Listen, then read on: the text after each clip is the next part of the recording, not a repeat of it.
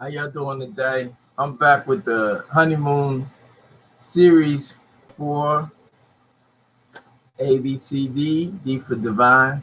How about that? And we're just gonna do some randoms. And as we're doing it, I'm gonna go get, and you be right back. Just reflect. Reflect on what you see. Do the knowledge. Do the knowledge, baby. Get back to you. I'm still here. I'm gonna work. Preparation. Let's go out and go ahead and get this done. People waiting for the money.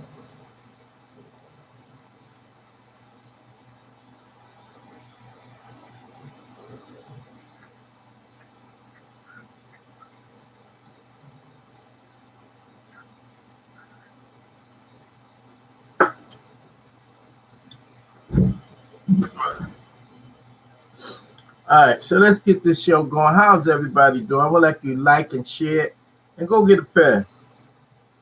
We'll get a pen and a paper. It's called a column and a quail.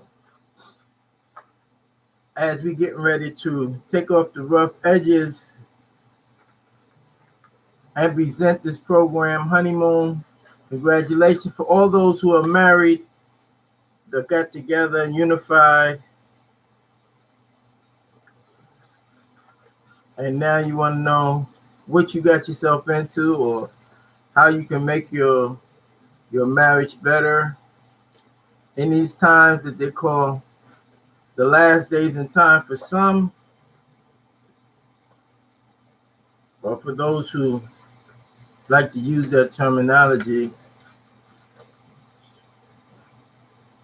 First, this is dedicated to the Psalms, the book of Psalms. This is dedicated to the book of Psalms, the gospel, the Torah, and the Quran. And this you say nothing creates except Allah. And we hold firm on that in this day and time. And this was a prayer that I will say right now. It states, O Allah Most High, sustainer of all the worlds, we do accept the duty you have laid on us to clean up the filth made by the West and its non-submitting fools. O Sustainer, we beseech you to keep your hands over us, to control the strings of our course of our lives, that we may be upright in thy sight. O Sustainer, if we do wrong, please shower the divine blessings and forgiveness on us. You are the only one that can raise the true followers of the prophets, and in thy name we carry on. And this it says on here, all you who are faithful, be aiders of Allah. And this is the picture right here.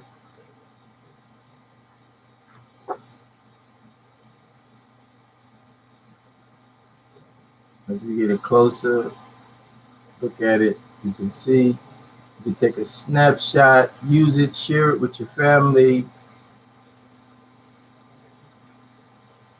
Okay.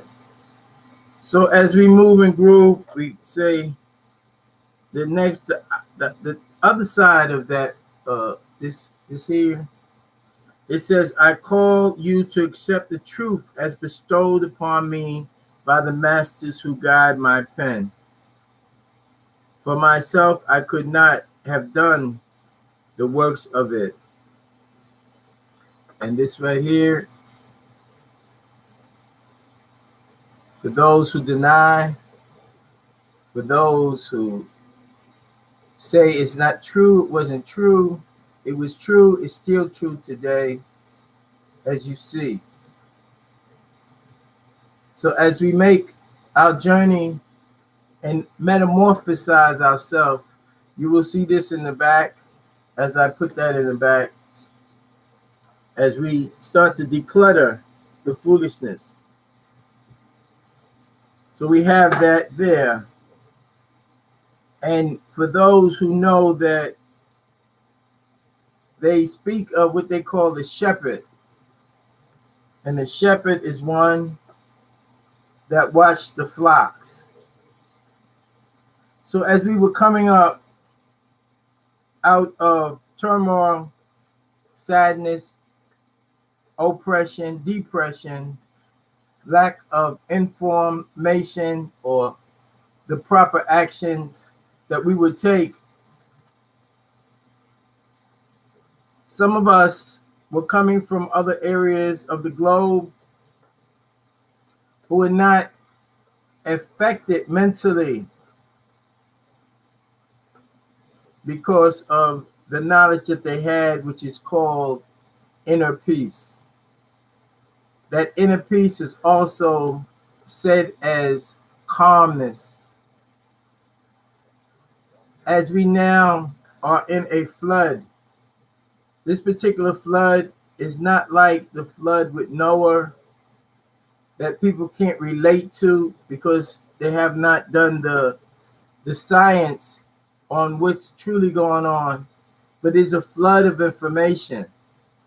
And with this flood of information, people cannot get what they truly need. It's just too much. They can't put it together. Some people got this, some people got that. People say it like this. They different dialects of different languages. So it's like really, really topsy-turvy. This is why those who understand, it was a mission. It was called Nubian. And if you look up the word Nubian, you'll find it. Matter of fact, let's do it now. We do have technology. What does the word Nubian mean? As an adjective, it means relating to Nubia, its people, or their language. Do you want to hear the next one? Yes. It says relating to Nubia, the people, and their language. Okay. Here's what I found. Okay. Let's just talk about the Nubian languages right quick.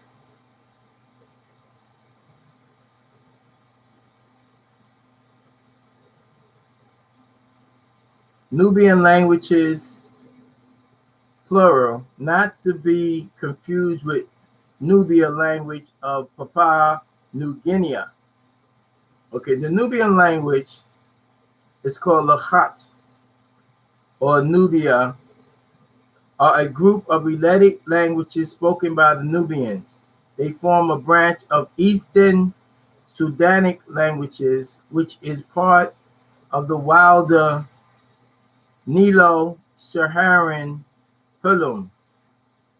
Initially, Nubian language was spoken throughout much of Sudan, but as a result of Arabization, they are today most limited to the Nile Valley between Aswan, which is southern Egypt, and Daba, as well as a few villages in the Nuba Mountains of Darfur. So the classification is Nilo-Saharan, Eastern Sudanic, Northern Eastern Sudanic, Nubian. Now subdivisions is called Nile Nubian, Western Nubian. So we go to the history. It says, in the October War, Egypt employed Nubian-speaking people as code takers. So the languages, a page from Old Nubia translate the investiture of the Archangel Michael from the 9th to the 10th century, found as Qasr Ibrahim, now at the British Museum. Michael's name appeared in red. Nubians during the period frequently used Greek personal names, often with terminal accents. So Nubian language spoke by a total of about 900,000 speakers. Nubian, the largest Nubian language, with 545,000 speakers in Egypt and Sudan. So now we know about Egypt, we know about Nubians, so we know about that range in that area. So this particular was called Nubic Islamic Hebrews. Now let's go to Islamic. Let's see what it says with Islamic. What does Islamic mean? Islamic means relating to Islam. So the word Islamic means related to Islam. So you say, well, what is Islam? What is Islam? Here's what I found. Okay, they didn't get it right. What is Islam? Here's some information. Islam is a Abrahamic monotheistic religion, a teaching that Muhammad is the final and ultimate messenger of good, or of God, or the guardian. All these words are related. When you talk about good, something that's beneficial to you, when you talk about God, something that's beneficial to you, when you talk about guardian, something that's beneficial to you that you're guarding, all that tone is practically the same. Okay, different variations, and these variations are used sometimes to trick, but some to ensure that those speaking this tone will know. Just like say, when it says God the word, it's saying protect the word. When it says I believe in God, it says I believe in guarding the word. When they say, well, what is the word? You say the word is good for you. The word is instruction that they call love, that was given to those, right, by the angelic realm, and given to those who had authority to create, which is called the feminine energy. This feminine energy is considered to be the zero, and then going up to the minus, which would say minus, it means from us, that which created and left something, which is basically the physical body, right? And then the etheric body, the etheric forces come into that body. So this can only be seen and realized by those who really, really take their time to figure out, well, what's going on, you know? And that's what somebody else said in their singings. I'm not saying no names. So Nubia, Desperia. Okay, well, we got that. We got the Nubian. Now we're going to talk about the Hebrews. Because this says the Nubian Islamic Hebrews. Let's see what's going on with that. So what do you have for the word Hebrews, plural? As an adjective, it means of a word or form denoting more than one, or in languages with dual number more than two. Okay. Do you want to hear the next one?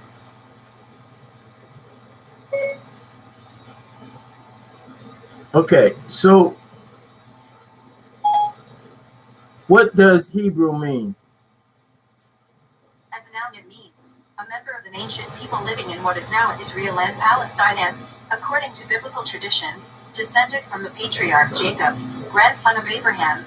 After the Exodus, c. 1300 BC, they established the kingdoms of Israel and Judah, and their scriptures and traditions form the basis of the Jewish religion. Okay. Do you want to hear the next one?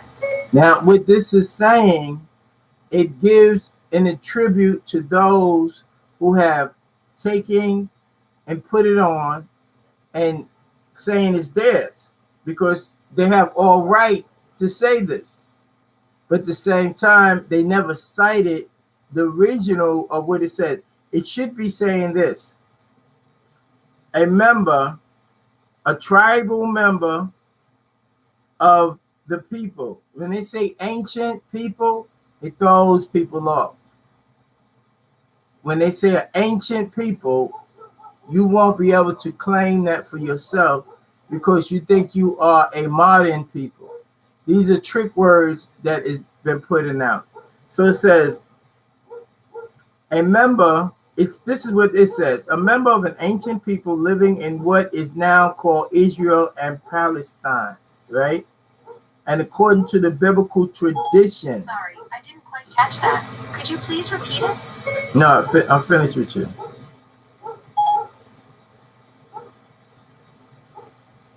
Okay, so basically, let's see if they give it back. If I can get that back. I can't get that back. Let's see. Nope. I have to go back. What does the word Hebrew mean? As a noun, it means a member of an ancient people. Do you want? What does the word Hebrew mean? As a noun, it means a member of an ancient people living in what is now Israel and Palestine and, according to biblical tradition, descended from the patriarch Jacob, grandson of Abraham. After the Exodus, c. 1300 BC, they established the kingdoms of Israel and Judah, and their scriptures and traditions form the basis of the Jewish religion. Do you want to hear the next one? No.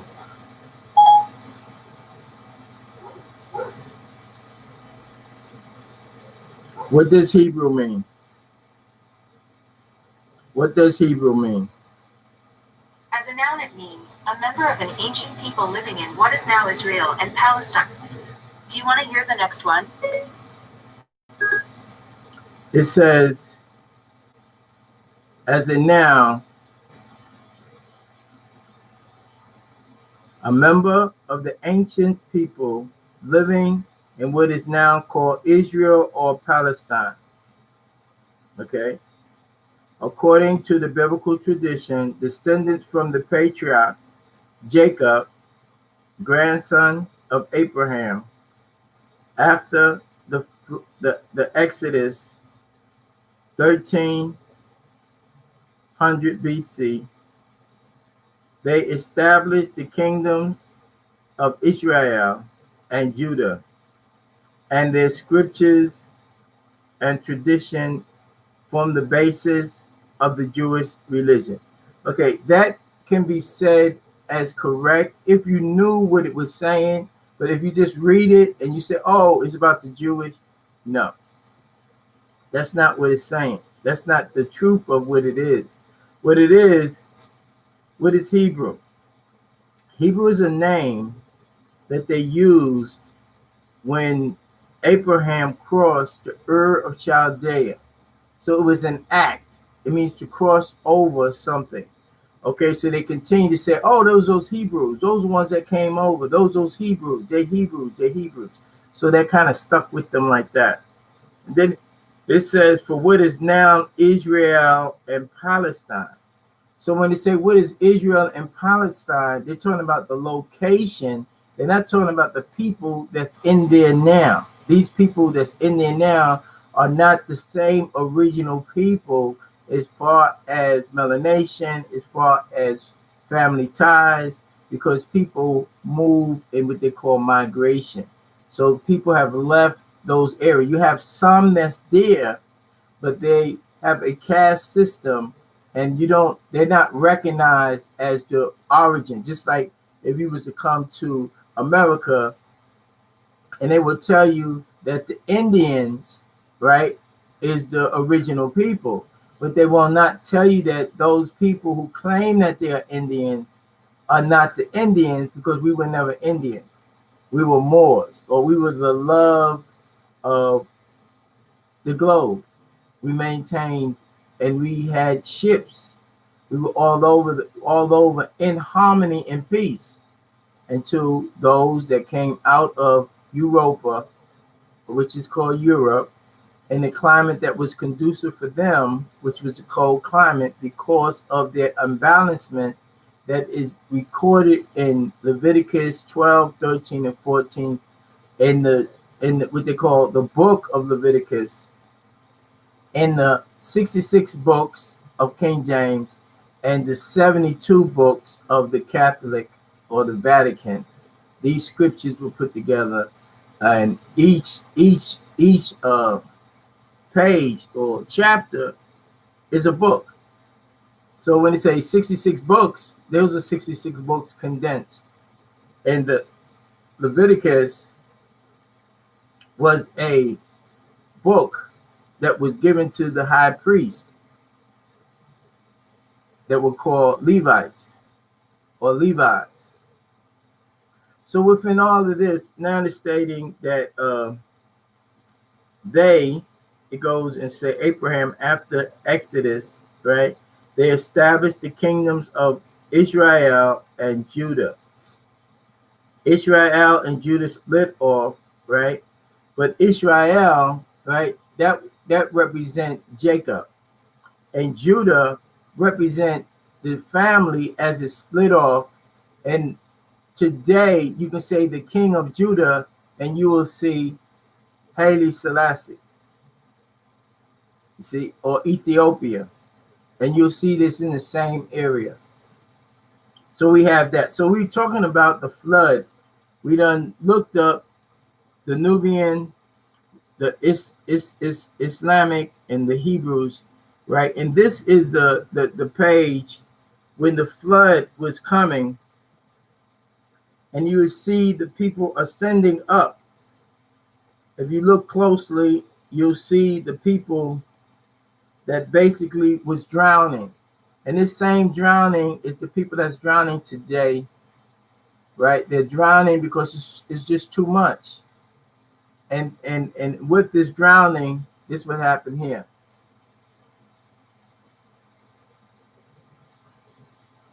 If you can see right there, you see the ship that they call Noah,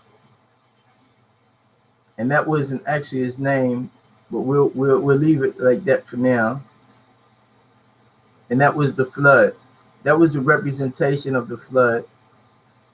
And in this particular book, prophetic book, it also explains now of the flood,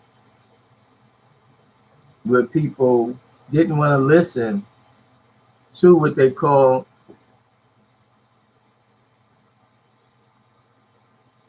the Nubian Islamic Hebrew, which was the gathering of all the people in this particular area. And it was from the shepherd, and this was the shepherd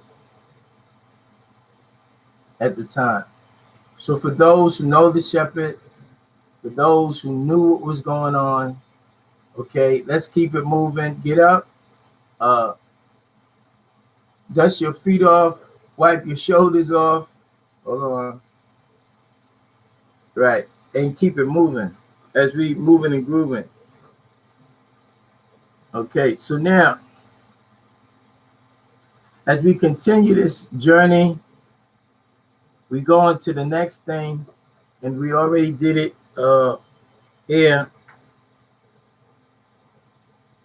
The community of Allah's aiders, and we start to bring back that which was already protected, as far as the last book of the scriptures is not Revelations.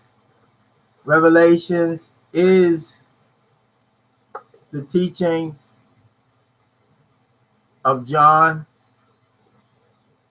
when he was in the island of Patmos.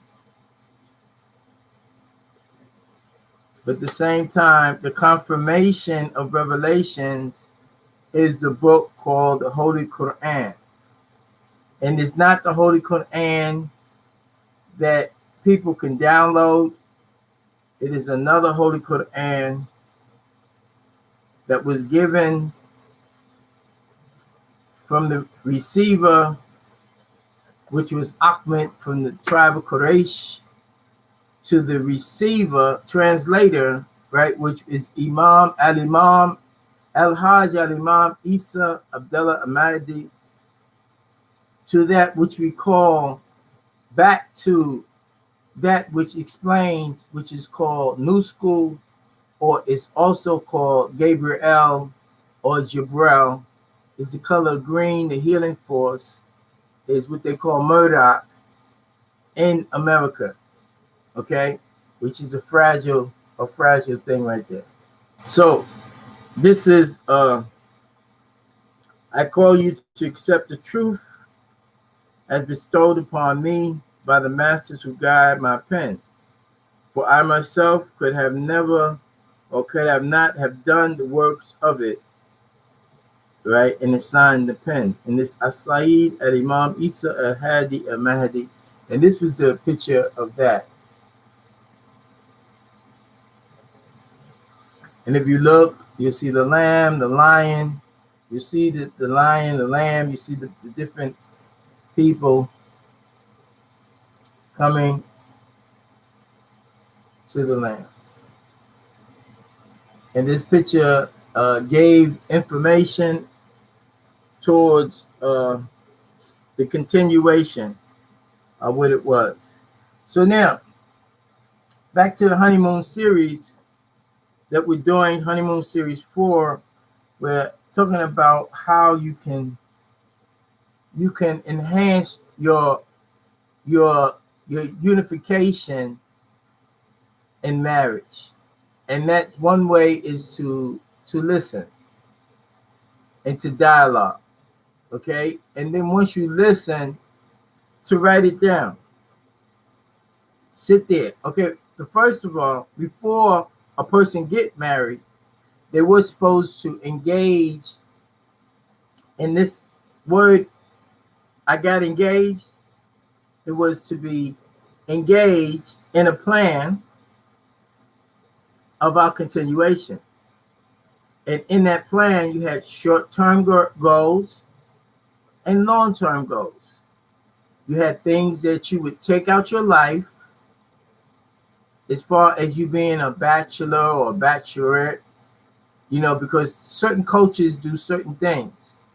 In America, they say that it's normal to do anything, to date who you want to date, to date just to get dinner, to date to get dinner and lunch for tomorrow, to date and get money, we're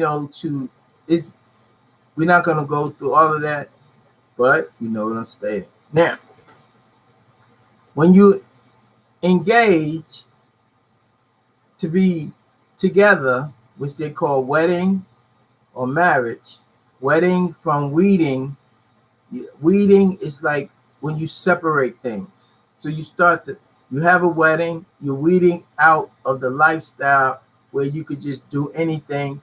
Is a more of a agreeable type situation. Now they got the fact in Islam that will say that a man is the head of the house and the woman is submissive to him. But that is 1400 years old. It's a difference now. And the difference was it was never put that way to be that way and stay that way because we elevate. But for those countries that's just getting Islam, or that's how high their 100 will be, they will always try to keep that dominance over the woman.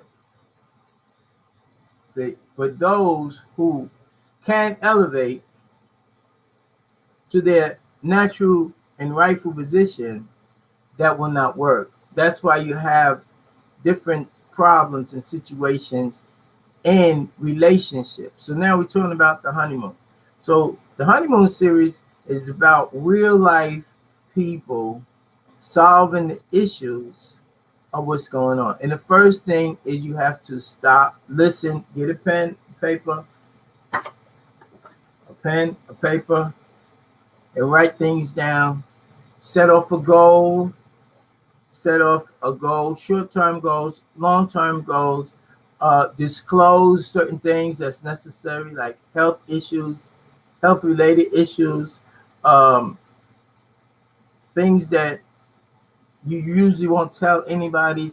You should be able to tell the person that you're with these things. Now, a lot of times it don't work out because people do not tell the truth. They still living the life of they're not together, or they will have things in the closet. They won't tell the truth about what happened in their life. A lot of times people bring baggage into the relationship. A lot of times when you're married, you're newlyweds, right? You may not have the economics to go and vacations, honeymoons, trips.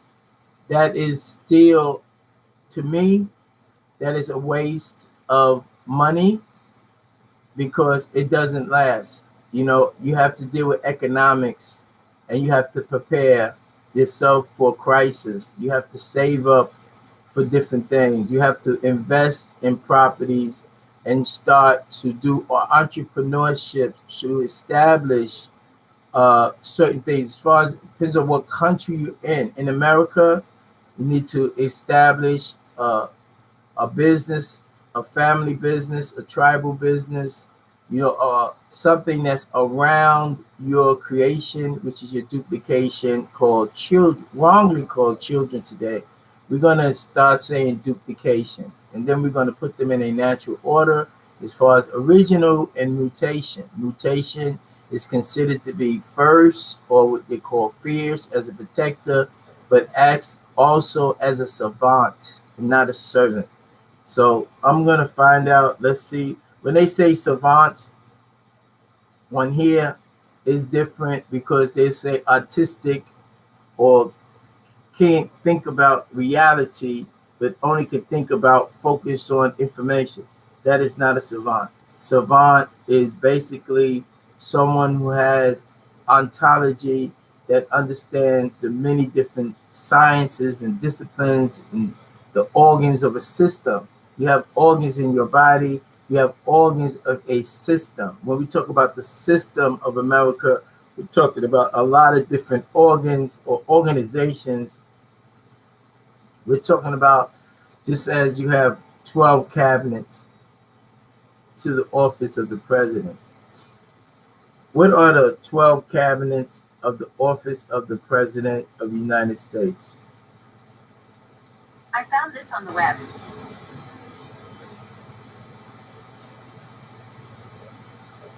The Cabinet of the United States is part of the executive branch of the federal government of the United States. The member of the cabinets are the Vice President of the United States and the heads of the federal executive departments, all of whom, if eligible, are in the presidential line of succession. So we're talking about a presidential line of succession. Okay, so the Cabinet of the United States, you have a great seal, which is right now Donald Trump, right? Then you have the great seal of the United States. The cabinet was established, not this cabinet, but it was established 231 years ago, right, as an advisory body. Okay, so the headquarters is in White House. There's 23 members. You have the vice president, the 15 principal officers, and 7 members, right? The cabinet executive is today is the president of the United States. The Constitution of the United States does not explicitly establish a cabinet. The cabinet's role, inferred from the language of the option clause in Article 2, Section 2, Clause 1 of the Constitution, is to serve as a principal advisory body to the President of the United States. So you have advisory bodies. Okay, so this particular program is like an advisory body for those newlyweds who consider themselves righteous, looking for the best path. Okay, so this is what we're saying now. So now we can go, or I want you to go and Google it. Then you can find out as far as the advisory board in this particular system, and the advisory board with you.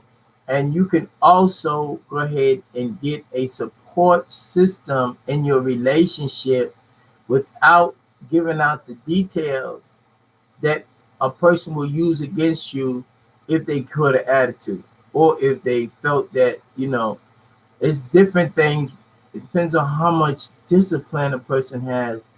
Will he be able to benefit you in your journey? you and your mate, you and your spouse, you and your soulmate, you and your wife, you know.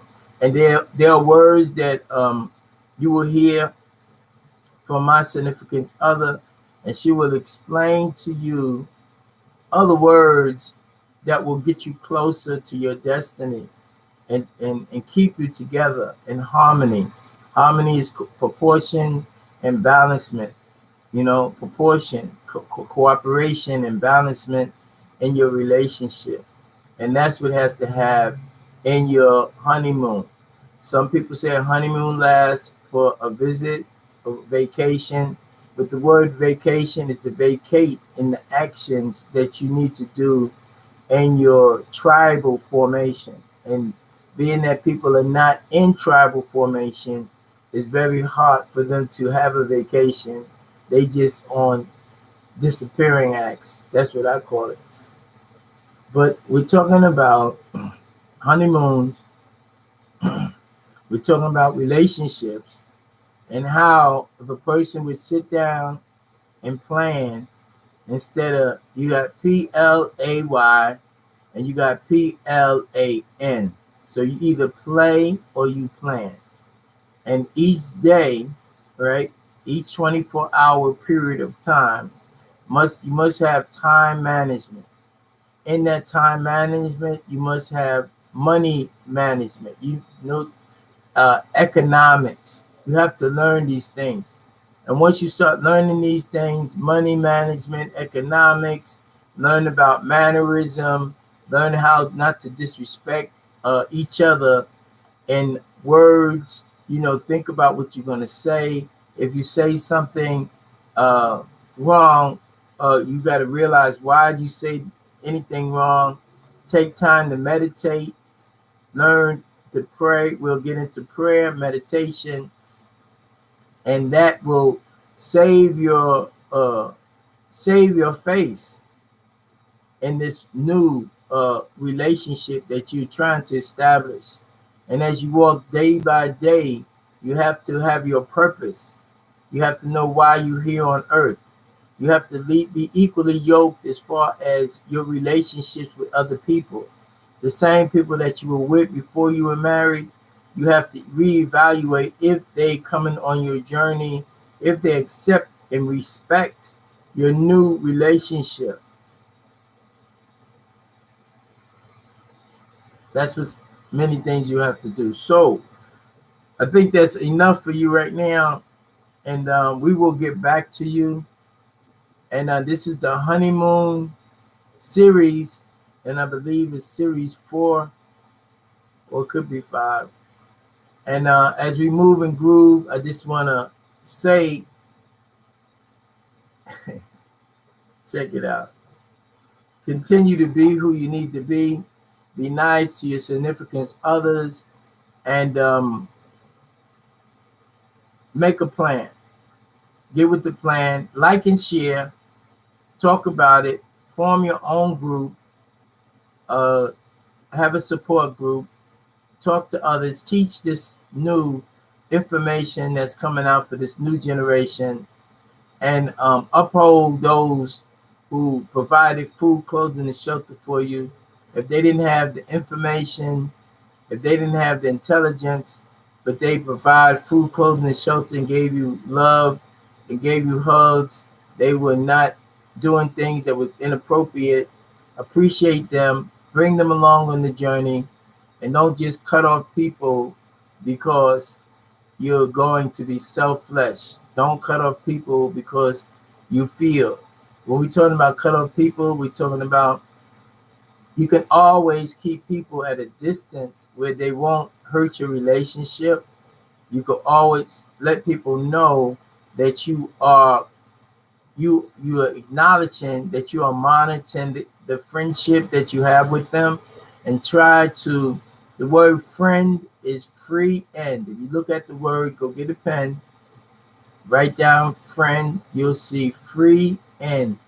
And the free end is your disconnection out of your tribal formation.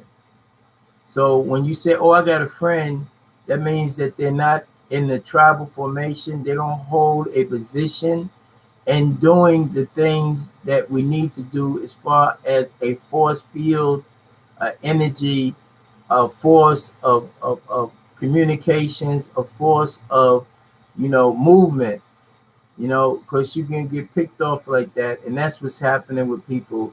They just out and about doing things that's not necessary. So I just continue. We out of here just like that.